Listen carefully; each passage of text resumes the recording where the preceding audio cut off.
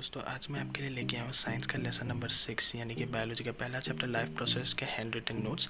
ये notes actually मेरे friend के हैं, हालांकि मेरे नोट्स भी अवेलेबल थे ये चैप्टर के रिलेटेड, लेकिन मैंने सोचा कि आपको मेरे फ्रेंड्स के नोट्स दे दूँ क्योंकि इसमें डायग्राम सब अच्छे से ड्रॉ किया हुआ है। अगर मैं अपने फ्रेंड की बात करूँ तो उसे HSLC 2024 में साइंस में 94 मिला था और मुझे 87 मिला था। पर्टिकुलरली बायोलॉजी की बात करूँ तो मेरा 1 मार्क प्रोबेबली गया होगा और उसका भी 1 या 2 मार्क ही गया होगा बायोलॉजी में, क्योंकि हमारे स्टेट बोर्ड के भी अलग ही नस है। साइंस जैसे सब्जेक्ट ऑफ फैक्ट स्टेट करना होता है, वहाँ भी फटाक से वो लोग मार्क्स नहीं देते, इसलिए मार्क्स इधर उधर हो जाता है।